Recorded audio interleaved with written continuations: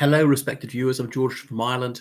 Welcome back to my channel again. So this is more about Spare, Prince Harry's book, which ought to be entitled Spoilt. And I managed to get through a bit more of it now, maybe give you a full review in perhaps a week's time. It's over 400 pages long, but unlike Prince Harry, I have a job, so can't be spending all my time on this sort of thing. Anyway, so the book, it really is atrocious in many ways. The content of it, not the writing, is actually very engagingly written, quite sparse. It's got pace, highly emotive, obviously not written by him. But in some ways, it's also accurate, as it shows him to be the liar, hypocrite, imbecile, and traitor that he really is. So he has monetized backstabbing in this trashathon, constantly bad-mouthing his family. So it really is nauseating. So you need a strong stomach to get through this, I can tell you. And although he and his wife denounced Trumpism, and I'm with him on that one, in some ways they are a bit Trumpian. The way that they think they can have alternative facts.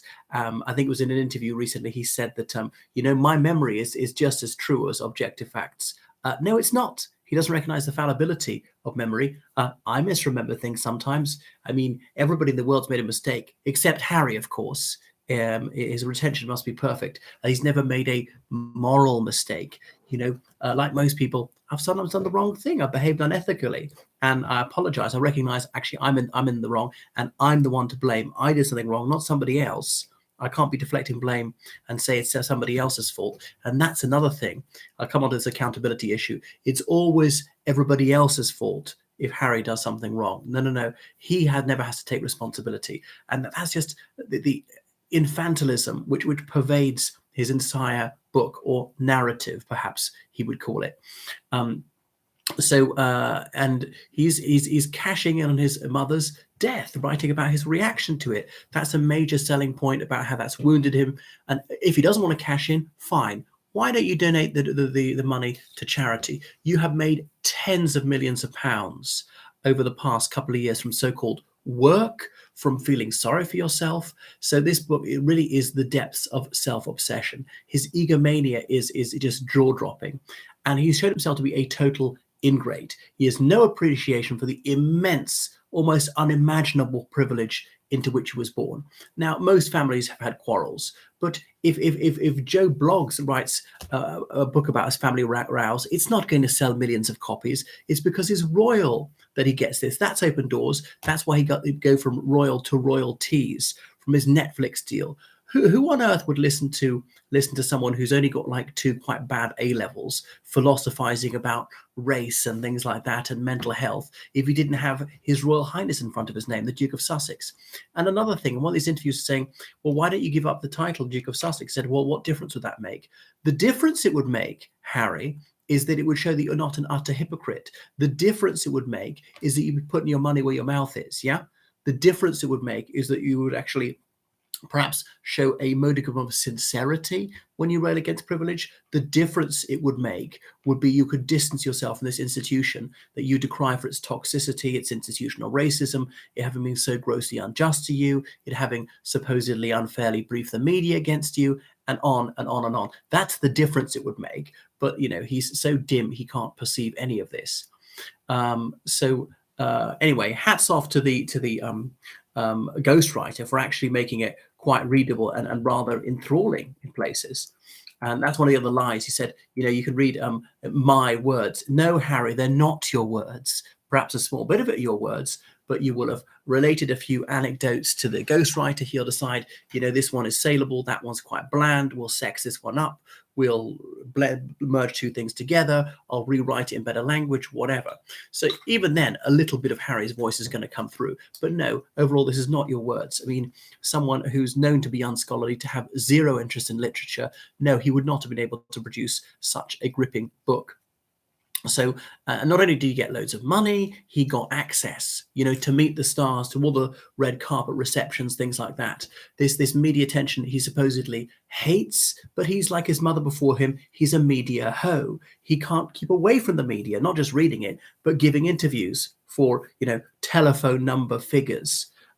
his Instagram, his TikTok, Facebook, whatever it is, social media. I mean, I don't even look at it, but suddenly they've got their profile, their Archwell Foundation. Nobody would give him a second glance if he wasn't royal. So, and he's so fundamentally stupid, he doesn't realize that's the only reason anybody's listening to him, which he claims is some sort of affliction, but he's not willing to cast off. He could have cured himself of this. If he doesn't want media invasion, fine, put a sock in it, shut up. Get your face off telly. We'll never hear from you again. There are other members of the royal family we hardly ever hear about. How about his uncle, Prince Edward? Bit lower down the chain, the line of succession, but we hardly hear anything from him. Loads of them. I mean, Prince William's godfather, ex-King Constantine of Greece, he just died yesterday at 82. Nobody heard from him in decades. You could live, if you want to live in obscurity, you can easily fade away into obscurity, but he doesn't. And that's the lying, or does he even lie to himself? Is he that thick and deluded to say, I don't want media attention, so here I am in the media? Yep, another interview. Okay, what else is wrong with this? The whinge bag. And there he is at this age of 38, still whining, my room was smaller than my brother's room. I mean, get over it. You're 38. You're a soldier, a hard man. He says he lost all fear of death. Yeah, but he is scared of what, the media having a smaller room or something like that. He said from the age of 12, from his mother, from his mother's death, he wasn't scared of death. So why is he so worried about assassination then? All right, he'd be worried about his wife and his children, but he claims to be fearless. Well, maybe not so fearless after all. I mean, what a whip to be moaning about that. Get over yourself. And then he has the temerity to say he wants reconciliation. All right, how best to maximize the chances of reconciliation? Would it be to publish a book which is a broadside against your family, saying every insulting thing, whether true or untrue, you can possibly say, to break every confidence that ever reposed on you, to betray every secret you ever promised to keep, to tell all the most embarrassing things you possibly can about your family, to be as hurtful, to be as wounding as you possibly can to your father, your brother, your stepmother, your uncles, your aunts, your cousins, and so on. My God. And obviously he was doing this when his grandfather was dying, when his grandmother was dying. It's just vile. So it really is stomach churning, the whole thing. And then he has a nerve. He's got the temerity to say that there needs to be an apology to him. For what? For what? I suppose for spoiling him. My God. Anyway, he's totally unappreciative of the good fortune which was conferred upon him. And he never apologizes, and yet he demands accountability. Well, accountability starts at home, Harry. Think of how you've hurt your family. Think of how you've really dragged the name of Windsor through the mud like never before. And then he takes no responsibility for his action. Yeah, his appalling behavior is everybody's fault except his own. And remember they told Meghan's dad not to speak to the media around the time of the marriage? How come they're speaking to the media? Why is it unacceptable for Meghan's dad, but not for Meghan and Harry? Well, Meghan's dad is a private citizen.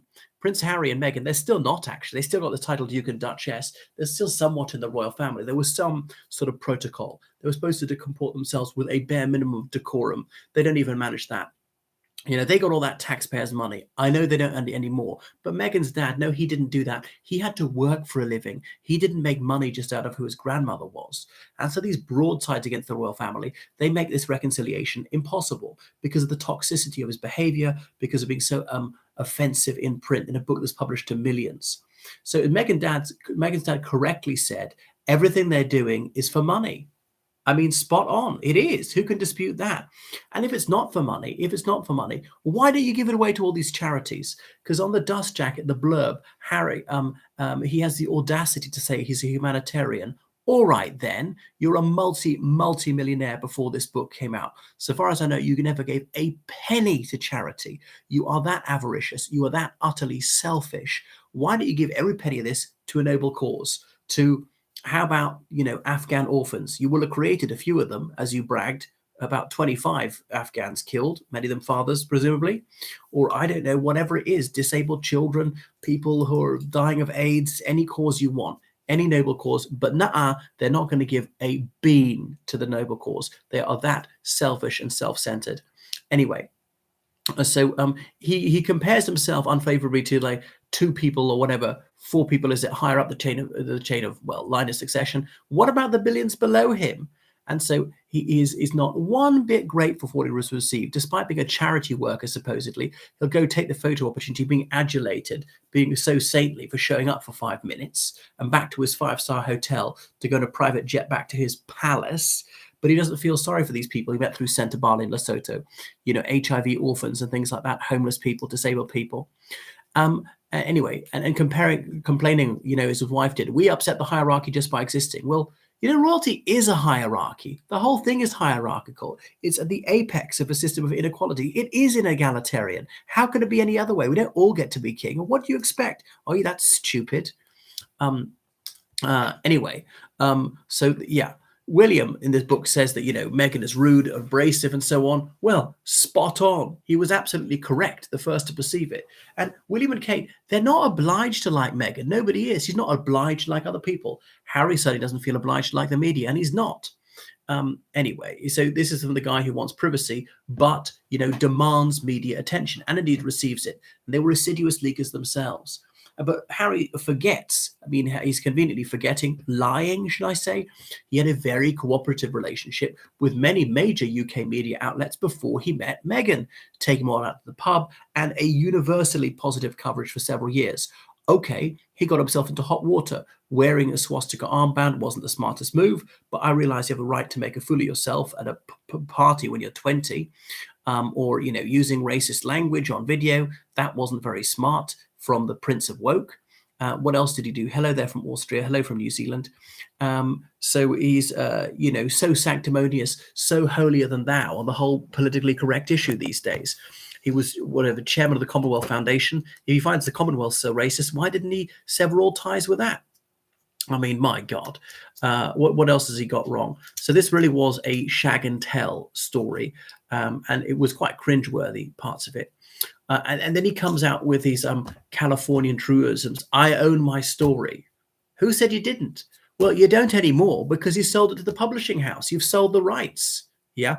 And this truism posing as a profundity. So if he wants to rebuild with his family, the relationship, trust. Trust is vital in any relationship, familial relationship, business relationship, romantic relationship, whatever. Trust. And he's shattered that trust again and again and again. He's revealed the most private secrets. He might be lying. No doubt he is lying a bit. He's got some provable lies in it, but there's the unprovability of much of what was said behind closed doors and not recorded. But so much of it has really been excoriating against the royal family. And if so coruscating against them, well, you can't expect them to like you. What did he think was the reactions going to be? Is he that idiotic? Perhaps he is that much of a moron. My God. So every unhelpful thing, to say the least unhelpful, he said it. So you need a bit of secrecy.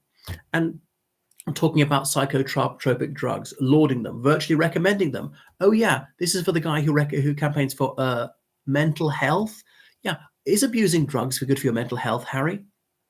Maybe he doesn't even know that. And maybe he took more drugs than we realize. Maybe he took stronger things like cocaine or heroin. Well, I know he definitely took cocaine, but heroin, and maybe took cocaine rather more times than we're led to believe, which could have impacted his sanity in the longer term, impaired his judgment. He is in some ways mentally obtunded, and he can't really do the, actions have consequences equation. So there are going to be some grave repercussions from what he's doing. Well, it really is staggering. So he cares deeply about mental health. What about the mental health of his family? It's a major stressor to think that a close blood relative is out there bad-mouthing you on television to the entire world. Think of the anguish. Think of the sense of hurt. So the angst that you've inflicted on them. He is despicable. So many lies, claiming he didn't help in finding freedom, that book. Well, they definitely did, as they subsequently admitted, that he got an Xbox 4 years before they came out. All right, that's inconsequential. But a book of this importance, with such a media magnitude, ought to have had proper fact-checking, claiming that he was descended from Henry VI. No, he wasn't. Henry VI had a son, Edward of Westminster, but he had no grandchildren. Wouldn't have taken 10 seconds to verify that one. And he also got the number of generations wrong, claiming it was at Eton when his grandmother, the Empress of India, died, when no, he was provably in Switzerland, skiing at Closters. Now, you might say, well, what difference does it make? But doesn't underscore how you do get some things wrong. People make mistakes. Memory plays me false sometimes. I know that, so I couldn't swear to these things. But Harry is so conceited to say, well, if I remember it this way, then that's just as true as an objective fact. No, it doesn't. This proves how he's lost touch with reality, that easily observable facts just don't count, don't matter. Whatever, if he makes stuff up, if he lies, well, that's true, and we just have to accept it. I suppose we're racist if we don't. Anyway, he's not given any real interviews. They've all been p-roller questions. A couple of things slightly challenging by Tom Bradby, who didn't really follow them up. But Prince Harry, he really is the king of oversharers. And then he has the gall to say, I don't want to undermine the monarchy. No one's done more to undermine the monarchy than him. Anti-monarchists are rubbing their hands in glee. Okay, it's a respectable position to be an anti-monarchist. I perceive some logic and justice to that argument. But there's also, I suppose, it's really destroyed the idea that royals are special or somehow superhuman. They're not semi-divine. They're all too human, as Harry has pointed out. I remember in The Madness of King George, there's Dr. Willis, the psychiatrist, who says, the state of kingship and the state of lunacy share a frontier. And well, he's proving it, although he's not quite a king, thank God. But, this is long overdue. I've been saying this for a couple of years. Strip him of the titles. He doesn't have the integrity to renounce his titles because they say he can never be king. But, there's a slim chance that will happen if Prince William and his children die suddenly. Prince Harry is the king. It's just a spectacle too horrible to even contemplate. So he's done more harm than anybody else towards the monarchy. He has trashed them and trashed them and trashed them. He's really the worst thing for the monarchy since Oliver Cromwell. What should the royal family do to stop him? And there's nothing they can do, really, because I think they shouldn't. You can't come clean out of a mud fight, as I've said before. So not to engage in a slagging match. That'll just give it legs. Hopefully, in the fortnight, it will have died down. And he's impliedly said at the end of this volume, there'll be more to come out. But what else is there left to say? Did you see the disclaimer of the book saying it was truth and not factual? I don't remember that bit, but I don't doubt what you say is true, because so much of what he's saying is lying. Well, that is all there is. So, there are not that many lies in this book. Well, we call them mistakes. But if truth is so important to you, as he claims to be a real crusader for truth, get it right. Double check things. It's only meant to be the best-selling book of 2023, but maybe we should put it on the fiction shelf. So much for self-help. But the therapist saying he should share this, I don't think so. He's clearly had an overdose of therapy. It's almost incomprehensible, this book in parts, because it's written in Californian. Right, thank you so much for watching my channel. So please subscribe on Patreon, donate on PayPal, georgecallahan79@gmail.com.